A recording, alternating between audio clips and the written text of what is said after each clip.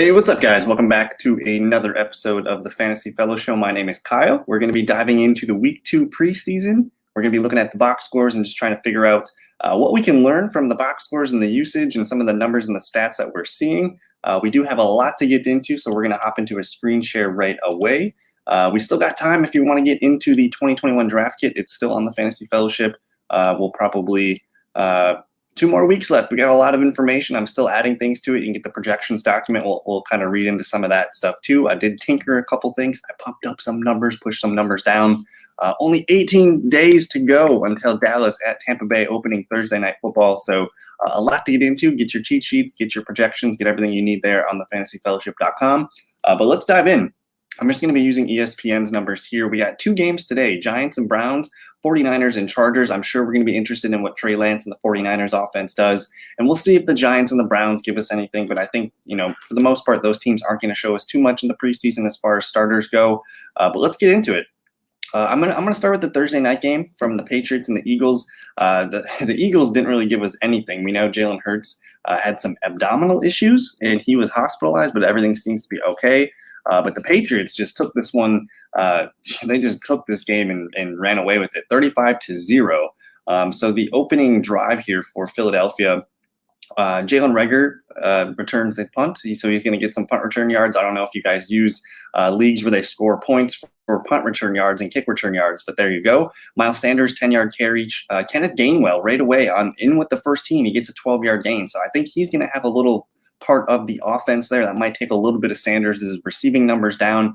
And then Joe Flacco has a fumble, pretty much sets up a Damien Harris 4-yard carry, 1 play, 4-yard drive, touchdown Damien Harris. So if you're into Damien Harris, I've been kind of pumping him up as a fringe running back too. It looks like he's going to be the lead guy. But they do have a bunch of other running backs that they're going to use. But as far as their leading ball carrier, it's going to be Damien Harris. So that was an interesting play. The next series for Philly is a 3-and-out. Sanders for 3 yards, Jordan Howard for 6 yards, Jordan Howard for 0 yards. So kind of concerning for Miles Sanders just being mixed in with Jordan Howard, and then Kenneth Gainwell also had a catch on that first drive. And then we got the Patriots' second drive. Cam Newton was on this one. He hits Jacoby Myers for 18, Damian Harris for 1, Kendrick Bourne for 23 yards. He's kind of a field stretcher. He's a really good receiver. I think this Patriots offense, just with all the pieces they added Jonnu and Hunter Henry, but they also added Nelson Aguilar, Kendrick Bourne, a lot more pieces to that offense compared to what they had last year. Another pass to Jacoby Myers for 10 yards. Damien Harris for -1, but then in comes James White, 5-yard catch, incomplete to James White, settled for a field goal that was missed. The Eagles, again, they come back, nothing, just another 3-and-out. Jordan Howard getting some carries and some a catch here, but then that ultimately leads to a punt. Incomplete pass to Devonta Smith. Good to see him back. It sounds like he's going to be totally healthy. But then the Patriots go on another first quarter touchdown drive here. Damien Harris for 5 yards, Cam Newton and James White for 8, Sony Michel with a 7-yard catch, and then a 4-yard catch. So 2 back-to-back catches for Michel. Sony Michel for 5 yards, Sony Michel for 9 yards, and then they bring in Damien Harris here for no gain, and then Jacoby Myers catches a touchdown from Cam Newton for 28 yards. So that was pretty much the end of the day for the starters here. Mack Jones comes in next, and he leads them on a touchdown drive, a really long touchdown drive that ended up with a touchdown here for Ramondre Stevenson. So let me go back to the box score. We'll just look at the numbers. So at the end of the day, Cam Newton, 8 for 9, 103 yards and a touchdown. Mack Jones, 13 for 19, 146. No touchdowns, no picks, but a 91.1 passer rating. Cam Newton was balling. He had a 151 passer rating. The running backs, J.J. Taylor, 12 carries for 93 yards and a touchdown. That was mostly in the second half. Ramondre Stevenson, 15 carries, 66 yards and 2 touchdowns. There's Sony Michel, 7 for 34. Damien Harris, 6 for 14 and a touchdown. They're going to use like all 4 of these backs plus James White. So as much as I love Damien Harris, I still think it's going to be a little bit of a mess for the Patriots backfield. If you do end up drafting Damien Harris, you're going to want to start him in games where we expect the Patriots to win, just positive game scripts and whatnot. So we're going to have to monitor this. I get the Ramondre Stevenson hype, but I think he's clearly behind Damien Harris and Sony Michel in the pecking order. We didn't even see Ramondre Stevenson until I think he was the 4th running back in the game. So it's still Damien Harris, James White, Sony Michel. And then the receivers. Jacoby Myers, probably a value at receiver right now, 3 for 56 and a touchdown. Nothing really else sticks out to me. They didn't really use, Jonnu and Hunter Henry are both recovering for some injuries. But if you're going to draft one receiver from New England, it's probably Jacoby Myers. That's going to be the most consistent option. And then again, the Eagles just did not show us much. Miles Sanders, 2 for 13. Kenneth Gainwell, 5 for 21. Let's see, Boston Scott, 3 for 10. 3 for 8 for Jordan Howard. And then as far as receivers, Devonta Smith, 2 for 19. He did have 4 targets. I think he's going to be their leading receiver this season. The tight ends, Zach Ertz, Dallas Goedert, nothing from this game. Just a whole bunch of nothing from the Eagles on this side. But Kenneth Gainwell, 3 for 23 receiver. Again, he got a catch with the first drive in the game with that first team offense. So that's an interesting, note to follow. I might bump up his numbers just a little bit, give him a couple more receptions. Maybe take away a little bit from Miles Sanders. That is concerning. So we'll move on to the next game here. We had 2 games Friday night, the Chiefs and the Cardinals, and both starters played on this one. Patrick Mahomes goes 10 for 18, 78 yards and an interception. I watched the majority of this first half, and it wasn't a very good first half for Mahomes. I had to say I was a little underwhelmed. No Tyreek Hill, but the offense just didn't look like it was in sync quite yet. Derek Gore, 8 for 54 yards. Darwin Thompson, 8 for 49. He did have some nice big gains. Clyde Edwards-Helaire, this was the main news of the game. He has a small ankle sprain, and it's on the inside of his ankle, which I guess is not great for running backs. This is the same injury that Michael Thomas had last year, held him out, kind of nagged him throughout the season. So we're going to watch for more information on Clyde Edwards. Probably not going to see him for the next couple of weeks. He's probably going to be questionable going into week 1. So Clyde Edwards-Helaire will slide down the draft boards. And if you're going to draft him, you just got to make sure that you're not really depending on him to start week 1. Like, we have some questions that we need to get answered first. So if Edwards is going to miss some time, you're going to see probably some kind of committee of Darrell Williams, Jerick McKinnon, and Darwin Thompson. Don't really know if anyone's going to be more useful than the other guys. I think they're all going to be used for their skill sets and what they do. The receivers, Byron Pringle, 4 for 63 on 5 targets. He was the best receiver of the night. Mecole Hardman did catch a touchdown, 4 for 39 and a touchdown. Darius Fountain, Marcus Kemp, 1 for 36. Noah Gray, backup tight end, 3 for 22 out of Duke. Keep an eye on Noah Gray. He might be the heir for Travis Kelce. But then here's Jerick McKinnon. This is what I was talking about with the running backs kind of being a mess if Clyde misses time. McKinnon's going to be the pass-catching back. He was 3 for 21 and a touchdown. I guess in a PPR league, that's 11 some points, which is interesting. But nothing else really. I thought Edwards was in. He was looking fine. 3 carries, 13 yards, did have a catch. A lot of his work was looking pretty good. But not really sure what to make of this Chiefs game. It was a little bit disappointing, but again, no Tyreek Hill, 10 for 18 for Mahomes with the interception. But he did lead them to a field goal drive. So we'll see. We got to get these reports back from Kansas City on Clyde Edwards-Helaire. With Kyler Murray and the Cardinals, he was 1 for 4 for only 2 yards. It was kind of rough going for that offense. The rushing game did not do anything. 16 carries, 80 yards. Chase Edmonds got the first carry of the game, 1 for 3. James Conner comes in later and gets 2 for 1. So nothing out of the starting running game. Rondale Moore, though, continues to get carries, 1 for 9, which is good to see. And as far as receivers, only 189 passing yards for this game. Nothing really showed up. Benjamin, backup running back, 2 for 16. Rondale Moore, 3 for 15 and 5 targets. I think they're trying to get Rondale Moore the ball as much as possible, whether that's 5 to 7 touches per game. So he's kind of becoming a more fun late-round pick for me in PPR leagues. But just really absolutely nothing in terms of fantasy information on this game. So a little bit disappointed. That was the ESPN headline game. But really didn't learn too much, and hopefully Clyde Edwards-Helaire is going to be okay. The Bengals and the Washington football team were the other game, and this one actually gave us some information. On the Washington side, Ryan Fitzpatrick comes in. I think he plays the majority of the first quarter, 7 for 13, 96 yards. Taylor Heineke actually came in and played really well too, 11 of 13 for 80 yards. But we care about a handful of pieces on Washington. Antonio Gibson, 7 carries, 28 yards. Jarrett Patterson looked really good as the backup. I think he's going to be the number 3 back. Probably the immediate backup to Gibson if something were to happen. I think he can overtake Peyton Barber. But 16 for 71 and a touchdown for Jarrett Patterson. Really good rookie coming in. The receivers, Antonio Gandy-Golden, 3 for 38. Diami Brown, 2 for 33. Had a really nice catch with the first-team offense.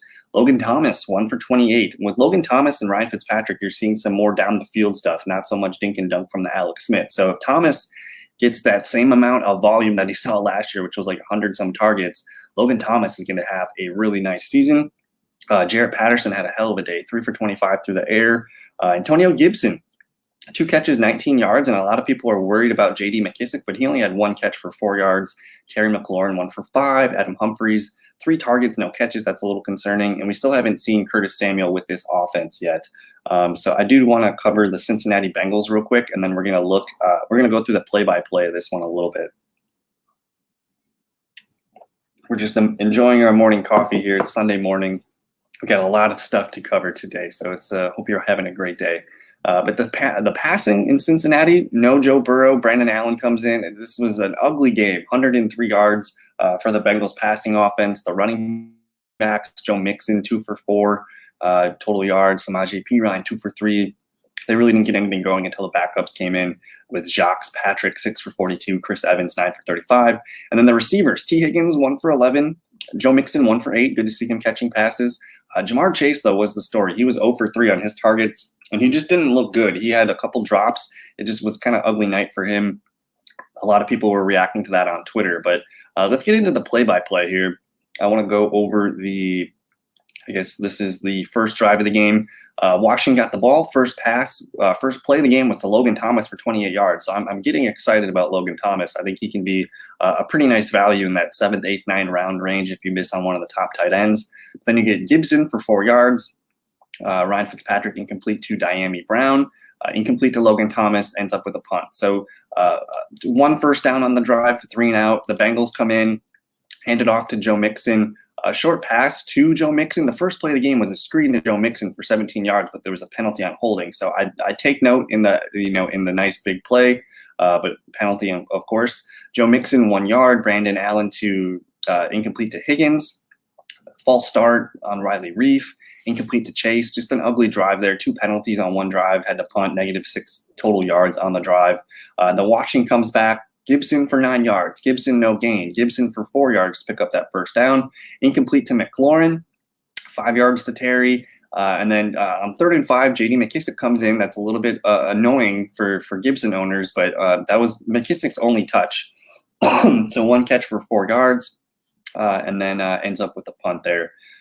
Cincinnati comes back. Joe Mixon for 3. Samaje Perine comes in. That's pretty much the end of the starting unit, I think, for the Cincinnati side. And then Fitzpatrick comes back in, sacked, incomplete. And then there was a pass to Cam Sims that was fumbled. Let me see what else we got here. More Brandon Allen to T. Higgins. Samaje Perine's kind of in the game. Incomplete to Higgins, incomplete to Chase. Another punt. But then we come back in. Gibson's still running with the ones. 4 yards, 7 yards for Gibson. A pass to Gibson for 14.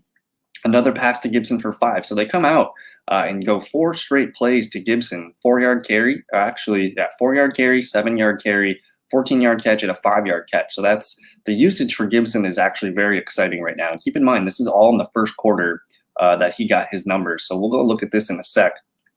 But I think that was the end of Ryan Fitzpatrick's night. Let me just double check here. Yeah, Taylor Heineke comes in at the end of the first. So if you're excited about Antonio Gibson, 7 for 28 yards on the ground, and then 2 for 19. And this is just in the first quarter. So that's, roughly 2.8 points from the ground carries, and then 2.9 points. So you're looking at about 6 points per quarter there, which is very, very exciting for Antonio Gibson. I would put him on pace for 24 points. And if he gets a touchdown, you're looking at a pretty big usage day. So I'm very excited about Antonio Gibson. I think you got to think about him if you have the 12th pick in a 12-team league.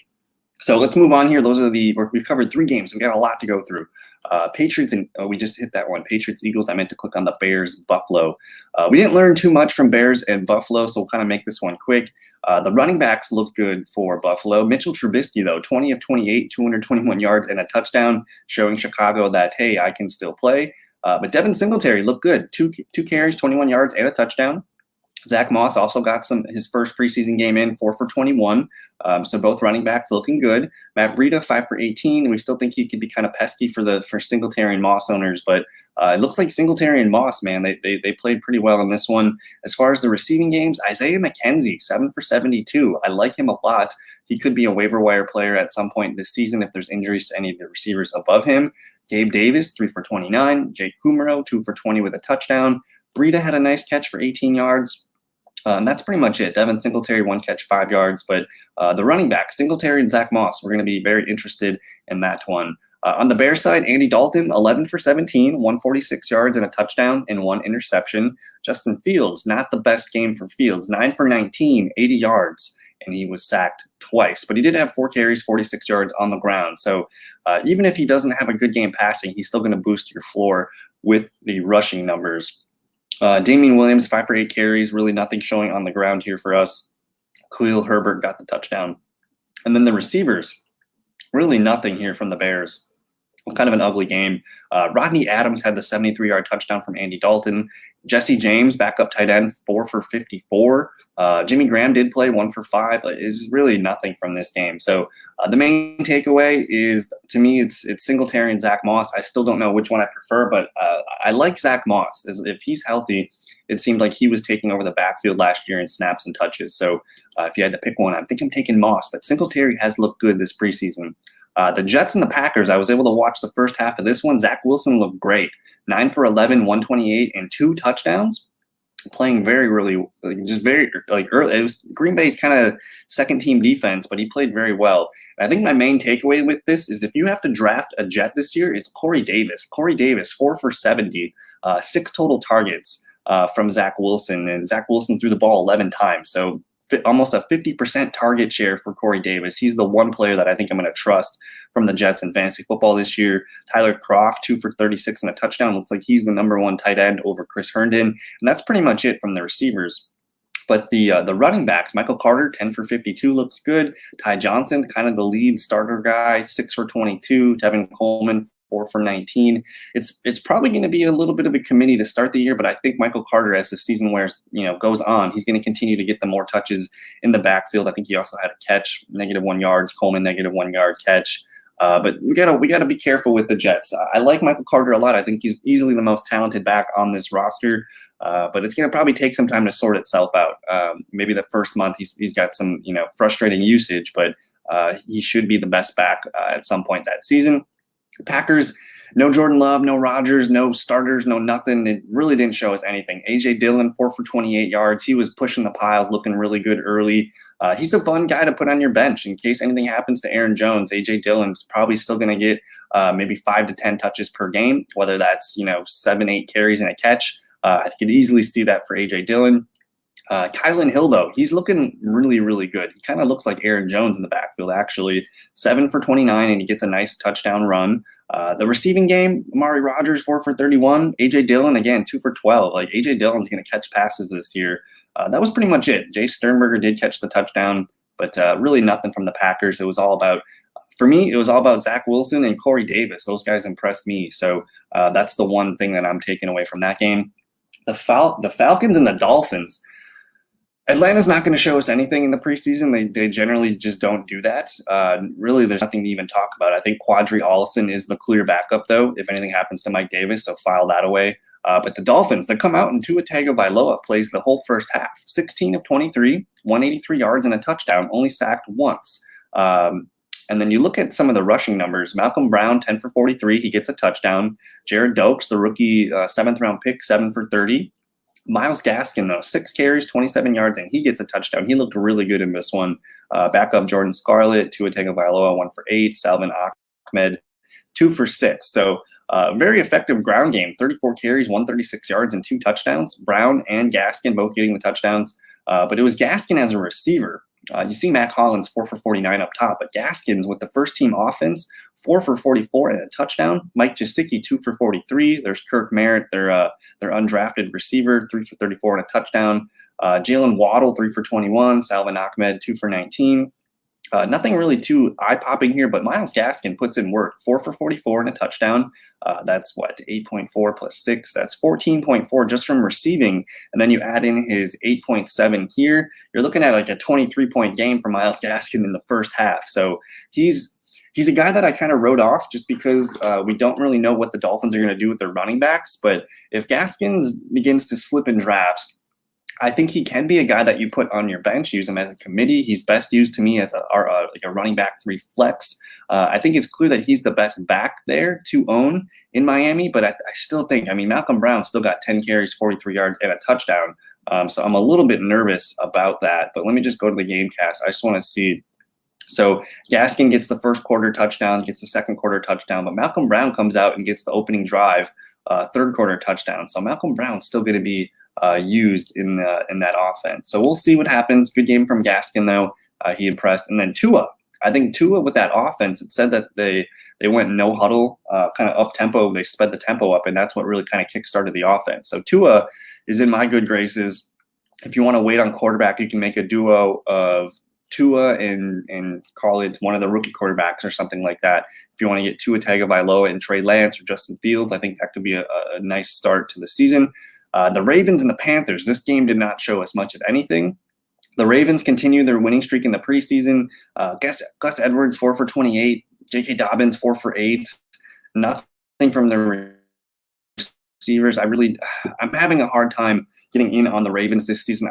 I like Lamar. I like J.K., but I'm having difficulty trusting the Ravens. Mark Andrews had that weird dehydrated, he needed the IV thing going on last week with the ambulance. The Ravens aren't going to show us much in the preseason. J.K. Dobbins, 4 carries, 8 yards. Gus Edwards, 4 for 28.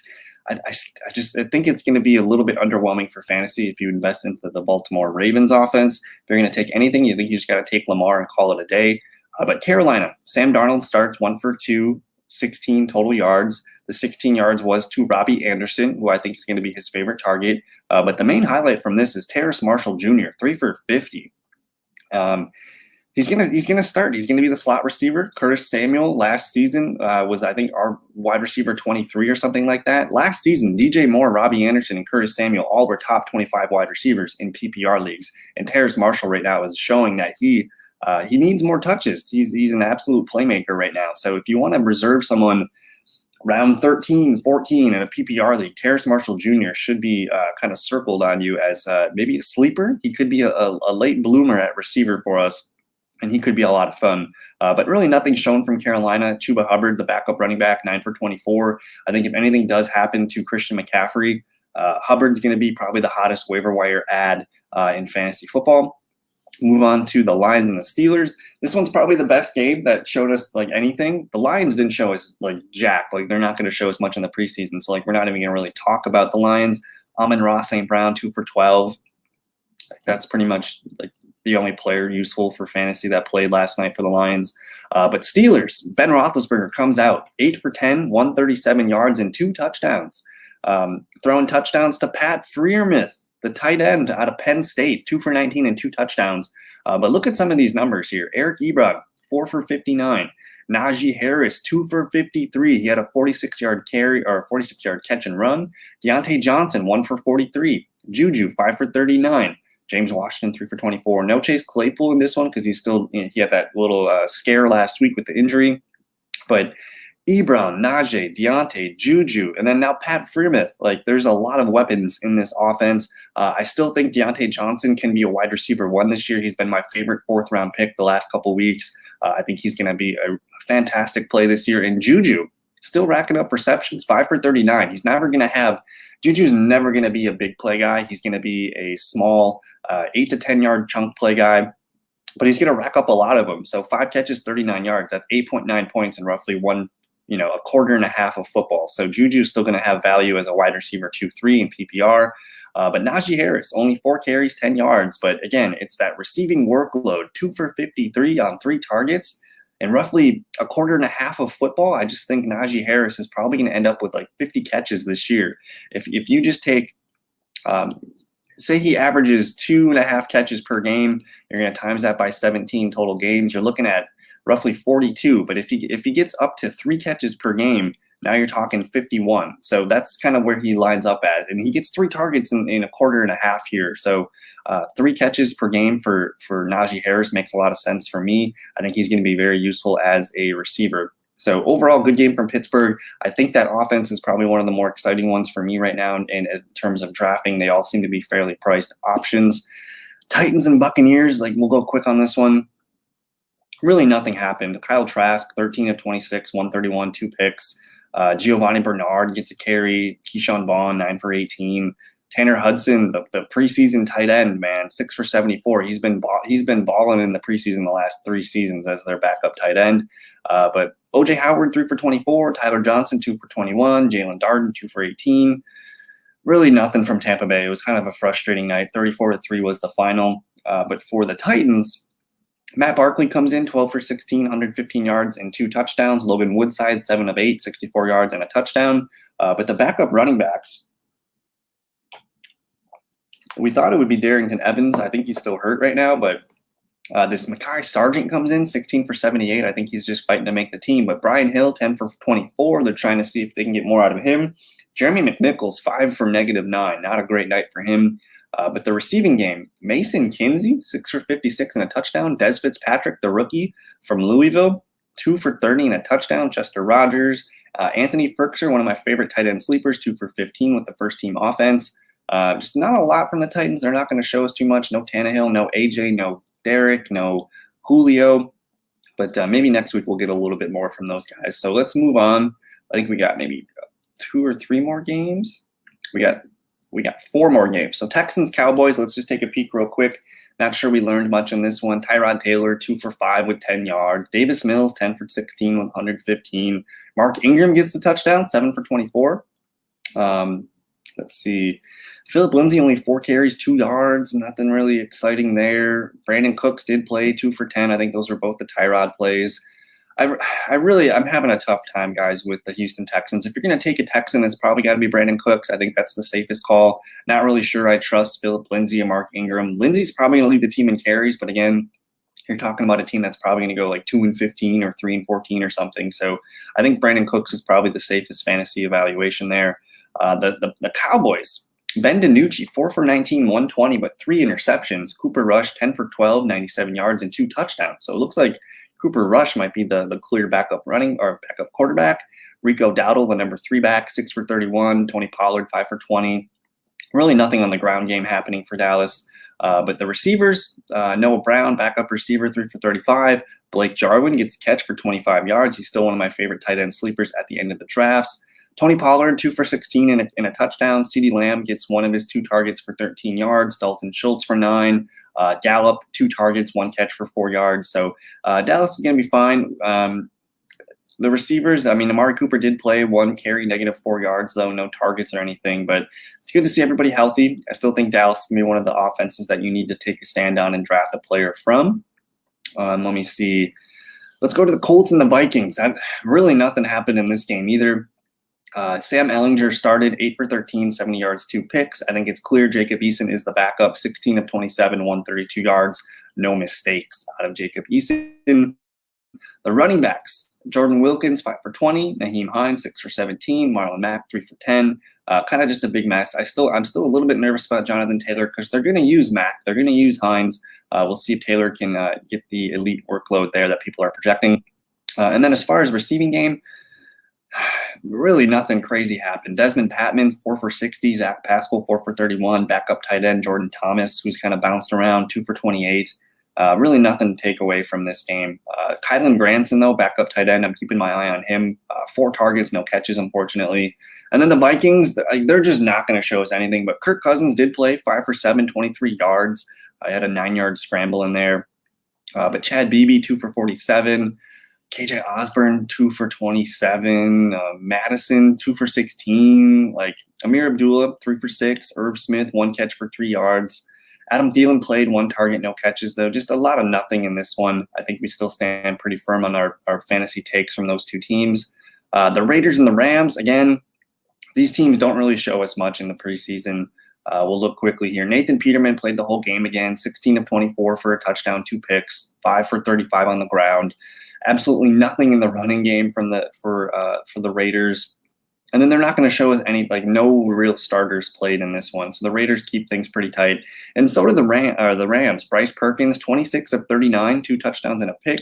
Jake Funk, 7 for 56. Bryce Perkins, 9 for 41 on the ground. So good game for Perkins. Raymond Calais and Xavier Jones are still kind of fighting for the number 2, 3 running back spots. And then really nothing from the receiving game. Tutu Atwell, though, the second-round pick, 8 catches, 46 yards on 13 targets. So he played pretty much the full game. So good to see him there. And then Jacob Harris, backup tight end, 1 catch, 2 yards, and a touchdown. So file that away. But the Rams, they just don't show us anything. And the Raiders, for this part, they really don't show us much either. Maybe next week we'll see some starters play. And then our final game, Broncos-Seahawks. Teddy Bridgewater starts this game, goes 9 for 11, 105 yards, and a touchdown. Drew Lock, 9 for 14 and 80 yards. Royce Freeman, 9 carries, 27 yards. Javonte Williams, 7 for 20 yards. And then as a receiver, Royce Freeman, 5 for 44. Jerry Jeudy, 2 for 40. Really nothing else in the receiving game. Javonte caught 1 for 5 yards. And KJ Hamler, 1 catch for a touchdown. I want to go over the play-by-play for this one, though, because let's see. The Seahawks got the ball started here, but they ended up throwing an interception, Alex McGough. But the Broncos go on a 45-yard drive. Bridgewater to Eric Saubert, tight end for 5 yards. Javonte Williams, no gain. Teddy Bridgewater incomplete to Hamler. Teddy Bridgewater to Jerry Jeudy for 35 yards, though. If Teddy Bridgewater is the quarterback, Jerry Jeudy is probably the receiver to own in this offense. Javonte Williams for 3 yards, and then Teddy Bridgewater to KJ Hamler for a 2-yard touchdown. So good 45-yard touchdown drive for Teddy, and then another touchdown drive by Teddy. It starts with Javonte for 8 yards, Javonte for 6. Bridgewater passed to Freeman for 17 yards, Freeman for 4 yards. Teddy Bridgewater passed to Javonte for 5, incomplete to Javonte for 2 more yards. Royce Freeman for another 11-yard catch. Royce Freeman, the entire drive was running backs. Look at this. Javonte, Freeman, Javonte, Freeman. Wow, what a drive here to end the first quarter. We come back, Teddy Bridgewater to Jeudy for 5 yards. Teddy for 2 yards himself. Javonte, 1-yard carry, Eric Saubert for 21. Royce Freeman. And then Javonte Williams fumbles. And this was an interesting one. It was a touchdown recovered by Dalton Reisner. So Javonte up the middle for no gain. He fumbles, but recovered by their offensive lineman, touchdown. So it could have been Javonte's. A little bit concerning that he did fumble the ball. But Teddy Bridgewater comes in, and he just gets 2 touchdowns, no problem. And then Drew Lock comes in. He gets sacked twice on his first drive. Not looking good for Drew Lock. I think next week we'll learn a little bit more on the Broncos starting quarterback. But that's really the big piece of this game that we need to figure out what's going on. Who's starting for the Broncos? If it's Drew Lock, that's going to make me like Noah Fant and Cortland Sutton. If it's Teddy Bridgewater, I want Jerry Jeudy on my team. So hopefully they name a starter soon, because that would be helpful. And then the Seahawks, they're just not going to show us anything. Rashad Penny, 5 for 8 yards.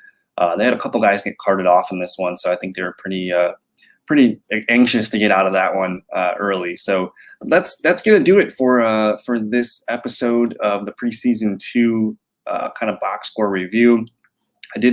I did tweak my numbers, guys, and Najee Harris came up to running back 6. So if you're still watching, Najee Harris is going to be on my teams this season. Probably going to take him. I take him as early as I picked in my big league. I picked number 12 in a 12-team league. I'm taking him at the 12th and 13th overall pick. One of those 2 picks. I'm getting Najee on my team. I think he's in for a massive workload. He's going to dominate the carries. And then just as a receiver, I think he's perfect. So I'm very bullish on Najee Harris. As far as quarterbacks, again, I think Tua Tagovailoa as your QB2, he's going to probably be a QB1 this year. Just exciting things going on there for Tua. But let me know in the comments if you guys have any questions. I will be doing some more stuff throughout today's Sunday. We got videos Monday, Tuesday, Wednesday, and Thursday coming. So let me know if you guys have anything special that you need.